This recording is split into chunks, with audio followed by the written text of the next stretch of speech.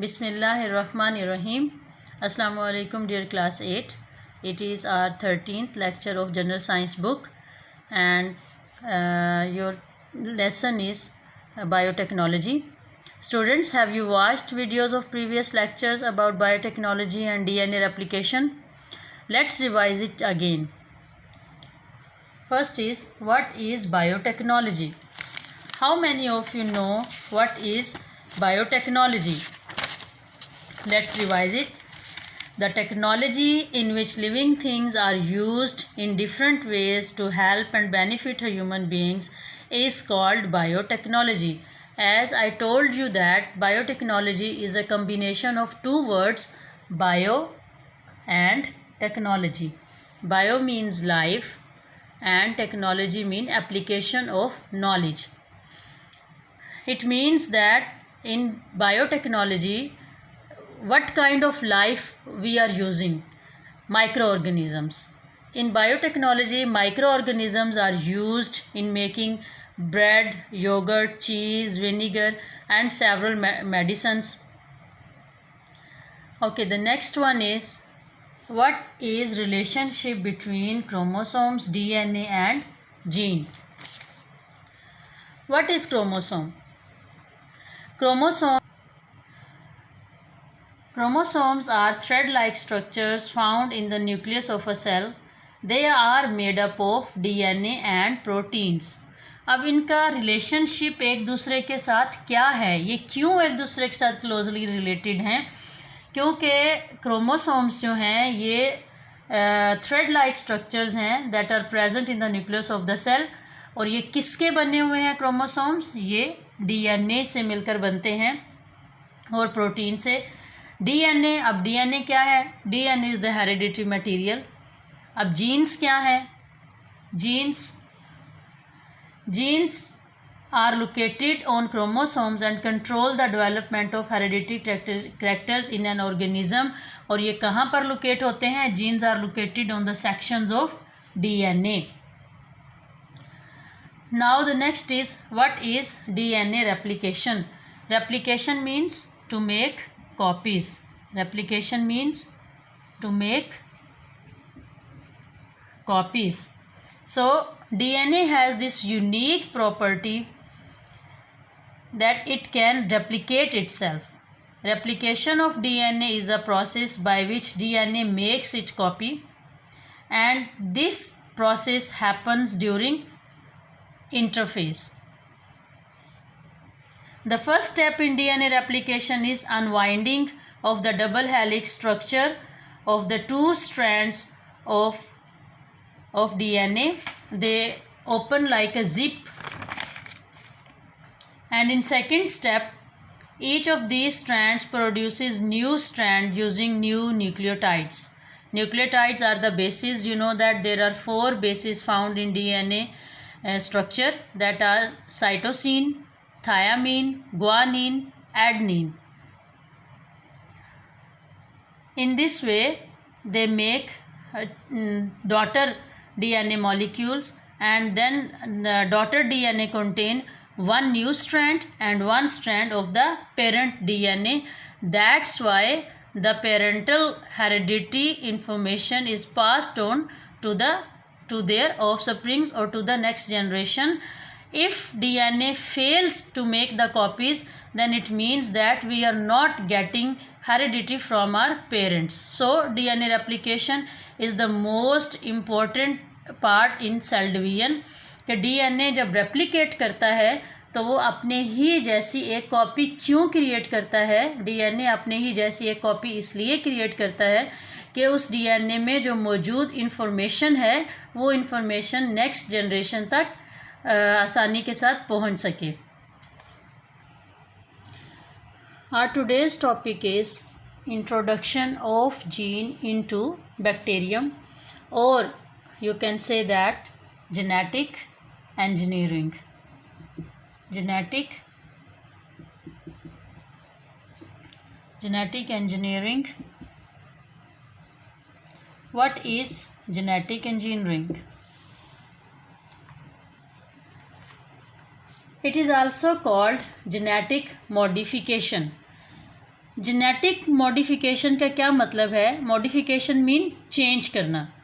तो genetic engineering को genetic modification भी कहा जाता है। क्यों कहा जाता है genetic modification? Because through this technology the genetic makeup of an to get desired results. Genetic engineering एक ऐसा प्रोसेस है जिसमें डिज़ायर्ड कैरेक्टरिस्टिक्स हासिल करने के लिए जीन में चेंजेस की जाती हैं। इस प्रोसेस में सबसे पहले डिज़ायर्ड ऑर्गेनिज्म से डीएनए को एक्सट्रैक्ट किया जाता है, फिर वो डीएनए जो कट किया जाता है उसे टारगेट ऑर्गेनिज्म में इम्प्लांट कर दिया जाता है। जेनेटिक इंजीनियरिंग जो है उसको हम सिंपली ऐसे भी डिफ़ाइन कर सकते हैं। Genetic engineering is the process by which pieces of DNA are transferred from one organism to another organism. This is the most simple definition of genetic engineering. That what is genetic engineering? The process by which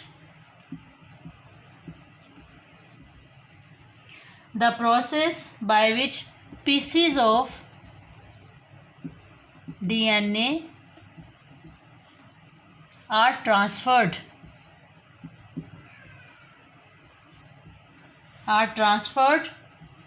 from one organism to another. So this is the most simple definition of genetic engineering. अब इसमें genetic engineering में दो terminologies जो हैं जो इस्तेमाल की जाती हैं वो कौन कौन सी हैं? सबसे पहले है डोनर ऑर्गेनिज़म।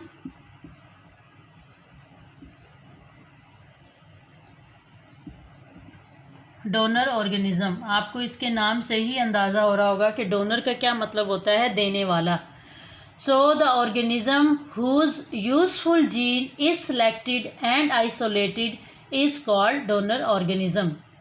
ऐसा ऑर्गेनिज़म जिससे जीन आइसोलेट किया जाता है, मतलब आइसोलेशन मीन सेपरेट किया जाता है, उससे डोनर ऑर्गेनिज़म कहते हैं। यानी कि जिस ऑर्गेनिज़म से जीन को लिया जाता है उस ऑर्गेनिज़म को हम कहते हैं डोनर ऑर्गेनिज़म। और दूसरा ऑर्गेनिज़म जो है that is transgenic organism. Transgenic organism जो है वो कौन सा ऑर्गेनिज़म है? The organism who receives this foreign gene in its cell is called transgenic organism. वो ऑर्गेनिज़म जो इस फॉरेन जीन को रिसीव करता है ट्रांसजेनिक ऑर्गेनिज़म कहलाता है। So the donor organism, the organism whose useful gene is selected and isolated is called donor organism, and transgenic who receive this gene from the donor organism is known as transgenic organism. Now the question arises here, why do scientists use bacteria in genetic engineering? Genetic engineering के लिए scientist जो हैं वो bacteria को ही choose क्यों करते हैं? इसकी क्या रीज़न्स हैं? तो इसकी जो मेन रीज़न्स हैं वो क्या हैं? Number 1, they reproduce very fast. They reproduce very fast. It means that bacteria can produce and divides very fast. A bacterial cell divides to form 2 daughter cells within 20 minutes. यानी कि इनका जो rate of reproduction है वो इतना fast है कि bacteria का जो एक सेल डिवाइड होता है तो विद इन 20 मिनट्स ही वो 2 न्यू डॉटर सेल जो हैं वो प्रोड्यूस कर देता है। और एक्चुअली साइंटिस्ट जो हैं वो इसीलिए इसको यूज़ करते हैं क्योंकि बैक्टीरिया जब रिप्रोड्यूस करते हैं तो वो अपने जैसे जब डॉटर बैक्टीरिया प्रोड्यूस करते हैं तो कॉलोनीज़ बनाते हैं और उन्हीं कॉलोनीज़ से साइंटिस्ट जो हैं वो अपना डिज़ायर्ड जो भी मटेरियल उनको चाहिए होता है उसको वो ले लेते हैं। इसके बाद the very next important factor is bacterial cell is very simple and easy to grow. Bacterial cell is very simple and easy to grow.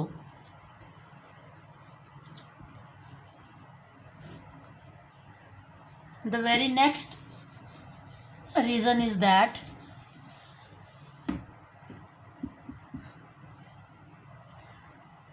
their chromosomes can be easily modified. Their chromosomes can easily be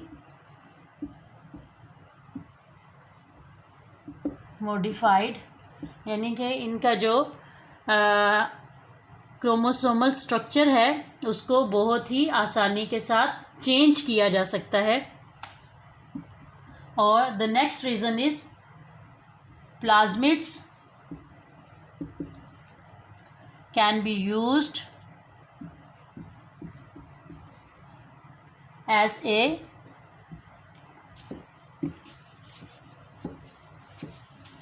plasmids can be used as a carrier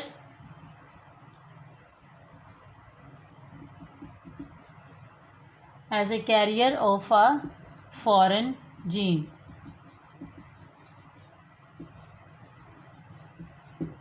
plasmids क्या हैं? इसके लिए let's have a look on diagram of a bacterial cell.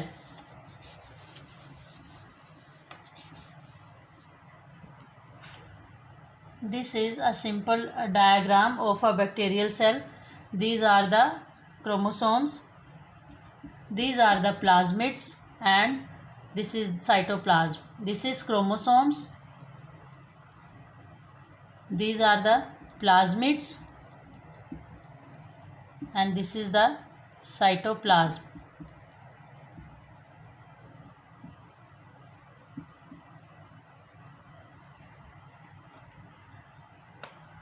Now, what is plasmids? Plasmids are the circular pieces of DNA that are present in cytoplasm. Plasmids can be easily isolated from a bacterial cell and a gene can be attached with it. यानी कि जब हमें एक foreign gene को attach करना पड़ता है तो उसके लिए प्लाज्मिड्स जो हैं वो कैरियर के तौर पर इस्तेमाल होते हैं और प्लाज्मिड्स अपने साथ बहुत इजीली जीन को अटैच कर लेते हैं. In this way, plasmid act as a carrier of a foreign gene. That's why plasmids play very important role during process of genetic engineering. Now the question is, how do scientists insert gene into a bacterium? कि scientist जो हैं वो bacteria के अंदर gene को कैसे insert करते हैं, कैसे दाखिल करते हैं. तो इसके लिए जो फर्स्ट स्टेप है, first step is identification.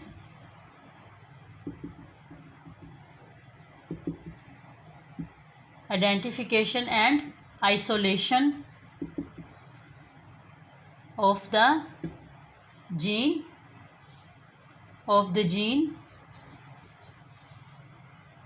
to make desired protein.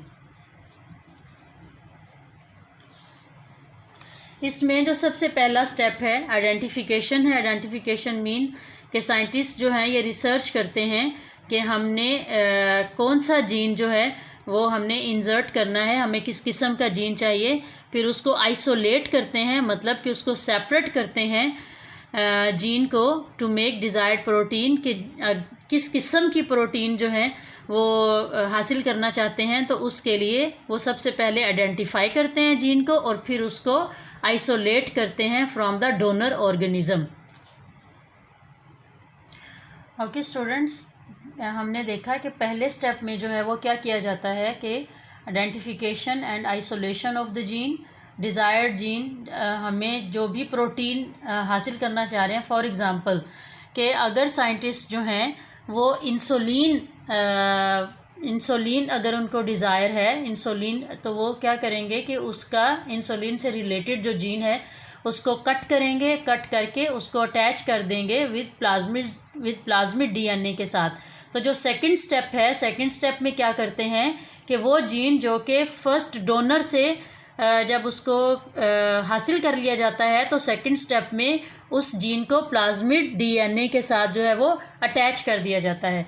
अब जिस वक्त फर्स्ट स्टेप में जीन को आइसोलेट किया जाता है, तो उस वक्त जो है वो इसके लिए एक एंजाइम यूज़ किया जाता है, और enzyme is use to cut the gene from the donor organism. और जब उसको आइसोलेट करके प्लाज्मिड डीएनए के साथ अटैच किया जाता है, तो उस टाइम पे भी the same enzyme is use to cut the plasmid DNA at the specific site so that the gene can be attached at the cut end of plasmid. For example एक छोटी सी मिसाल आपको दे रही हूँ कि ये हमारे पास ये डोनर ऑर्गेनिज़म है, ठीक है, this is a donor organism, ठीक है। ये फॉर एग्ज़ाम्पल ये इसका एक जीन है, ठीक है। हमने इस जीन का एक पीस कट करना है, इसके लिए हम स्पेसिफिक एंजाइम यूज़ करेंगे। ये हमारे पास इसका कट पीस आ गया डोनर ऑर्गेनिज़म का। अब इस डोनर ऑर्गेनिज़म का ये जो कट पीस है, इसको हमने अटैच करना है प्लाज्मिड डीएनए के साथ। तो जब हम इसको प्लाज्मिड डीएनए के साथ अटैच करेंगे, तो ये हमारे पास प्लाज्मिड डीएनए आ गया। तो अब इनकी जो कटिंग है वो ऐसी स्पेसिफिक होनी चाहिए कि जब हम इसका ये पार्ट यहाँ से रिमूव करके इस पार्ट को इसके साथ अटैच करेंगे, तो इनकी अटैचिंग में किसी किस्म का कोई भी फ़र्क नहीं आना चाहिए। तो जब ये दोनों कट पार्ट्स जो हैं अगर सेम पॉइंट्स के साथ एंजाइम इनको कट करेगा, तभी जो नया डिज़ायर्ड जीन जो प्रोड्यूस होगा, तो वो इसको एग्जैक्ट एक दूसरे को कट एंड्स के साथ एक दूसरे के साथ मैच होगा, और फिर ही वो सक्सेसफुली जीन जो है वो प्लाज्मिड डीएनए में इंसर्ट होगा। अब जो जीन जो है वो डिज़ायर प्रोटीन का जो जीन जो प्लाज्मिड डीएनए के साथ अटैच हो गया है, उस अटैच डीएनए को क्या नाम दिया जाता है? Recombinant DNA. क्या नाम दिया जाता है? Recombinant DNA. रिकम्बिनेंट मीन इसके जैसे नाम से पता चल रहा है कि जिसको दोबारा से इकट्ठा किया जाए, रिकम्बिनेंट डीएनए।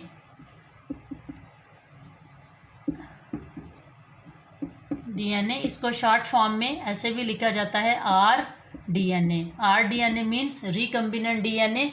रिकम्बिनेंट डीएनए क्या है? The attached gene of desired protein and the plasmid DNA are collectively called recombinant DNA.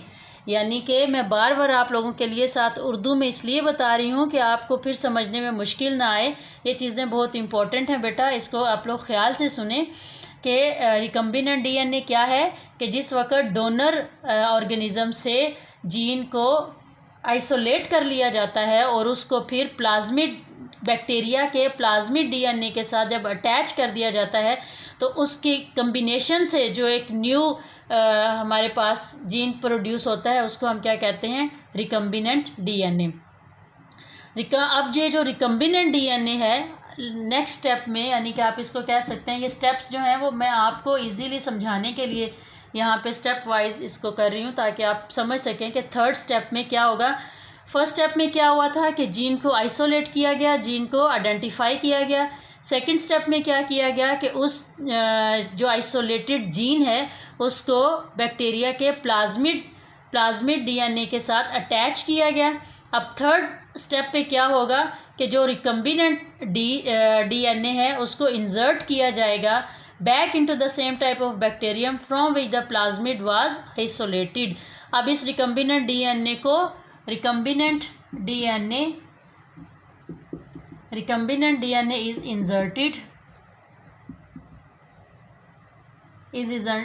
inserted back into the same type of bacterium.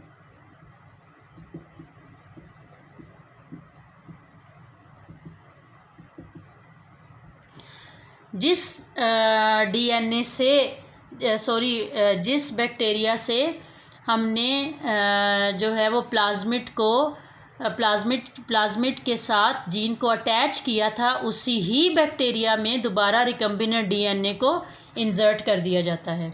को वापस सेम बैक्टीरिया में इंसर्ट किया जाता है, तो इसका मतलब है कि अब वो बैक्टीरिया जो है वो मॉडिफाई हो गया, यानी कि चेंज हो गया है, क्योंकि उसमें जो है वो फॉरेन डीएनए जो है वो अटैच कर दिया गया है।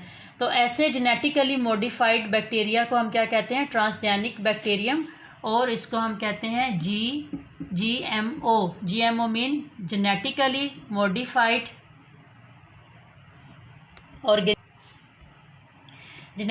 मॉडिफाइड ऑर्गेनिज्म, और simply you can say transgenic organism or bacterium. Let's have a look on its diagram how gene is introduced into a bacterium. All of you please open your books at page number 36. I want to show you the page on which the diagram is given, that how gene is inserted into a bacterium.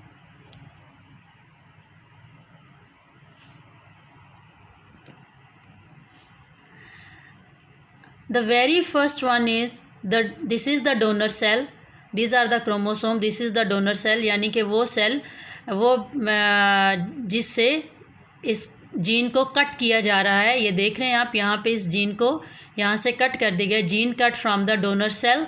और ये वो bacteria है, bacterium है single. मैंने आपको पहले भी बताया कि अगर एक बैक्टीरिया की बात करेंगे तो बैक्टीरियम, और अगर हम ज़्यादा की बात करेंगे तो उसे हम बैक्टीरिया कहेंगे। तो ये एक बैक्टीरियम है। इसका जो प्लाज्मिड है, plasmid is isolated from bacterium at specific point. आप देख रहे हैं बेटा कि दोनों के जो पॉइंट्स हैं जो कट किया गया है उसको सेम एंजाइम ने सेम पॉइंट्स पे कट किया, जैसे पीछे हमने बात की थी, ताकि जब ये एक दूसरे के साथ अटैच हों तो ये अपने कट एंड्स के साथ परफेक्टली एक दूसरे के साथ अटैच हो सकें। अब ये यहाँ नेक्स्ट स्टेप पे क्या हो रहा है? Donor gene attached with plasmid. ये डोनर जीन है, ये आके अटैच हो गया प्लाज्मिड रिकम्बिनेंट। अब इसको क्या कहेंगे हम? Recombinant DNA. Recombinant DNA inserted in bacterium. अब इस बैक्टीरिया से जो प्लाज्मिड हासिल किया था, इसको चेंज करके दोबारा वापस इसी बैक्टीरिया में वापस इसमें इंसर्ट कर दिया जाता है। तो अब चूँकि ये चेंज हो गया है, आप यहाँ पे देखें बेटा, यहाँ पे अगर आप अपनी समझ के लिए कि यहाँ पे ये पहले प्लाज्मिड सारा ब्लू था, लेकिन यहाँ पे आके ये रेड एंड ब्लू में कन्वर्ट हो गया, तो इसका मतलब है कि ये चेंज हो गया। इसमें फॉरेन जीन जो है वो इंसर्ट कर दिया गया है, ये जेनेटिकली मॉडिफाई हो गया। तो इसको हम क्या कहेंगे? जेनेटिकली मॉडिफाई बैक्टीरियम, और you can say that transgenic bacteria, क्योंकि इसका जो जेनेटिक जो स्ट्रक्चर है उसको चेंज कर दिया गया है। अब नेक्स्ट में कुछ टाइम बैक्टीरिया लेगा तो अपने ही जैसे दो न्यू ये डॉटर सेल प्रोड्यूस करेगा। ठीक है, ये आप देख रहे हैं कि यहाँ पे इसने ये दो न्यू डॉटर सेल प्रोड्यूस किए हैं, और इस तरह से प्रोटीन्स प्रोड्यूस्ड बाय बैक्टीरिया। तो बैक्टीरियाज जो हैं ये प्रोटीन्स प्रोड्यूस करते हैं, और ये वही प्रोटीन्स हैं जो कि साइंटिस्ट को चाहिए होती हैं अपने काम को, जिस मकसद के लिए उन्होंने जेनेटिकली मॉडिफाई किया है बैक्टीरिया को, उसके लिए। और जीन्स, यू नो दैट कि जीन्स जो हैं वो बेसिकली हमारी बॉडी में क्या काम करते हैं? जीन्स जो है हमारी बॉडी में मुख्तलिफ़ किस्म की जो प्रोटीन्स हैं उनको प्रोड्यूस करते हैं, जो कि हमारी बॉडी में बहुत अहमियत के हामिल हैं।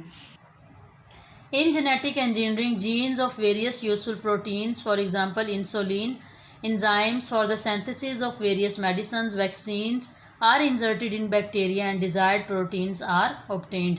यानी कि जेनेटिक इंजीनियरिंग के थ्रू बहुत ही यूज़फुल प्रोटीन्स हासिल की जाती हैं, जैसा कि इंसुलिन है, और बहुत सारी मेडिसिन्स को बनाने में, वैक्सीन्स को बनाने में इस्तेमाल किया जाता है, और उसमें and are inserted in bacteria and desired proteins are obtained.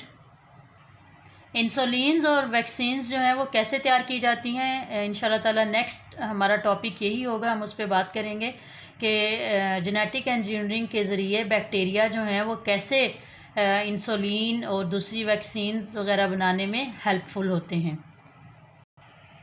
Students, this is your homework. Write question number 3.4 from exercise of unit 3 on page number 44. Okay, class 8, our topic ends here. Do your work neat and clean. Stay safe. Allah Hafiz.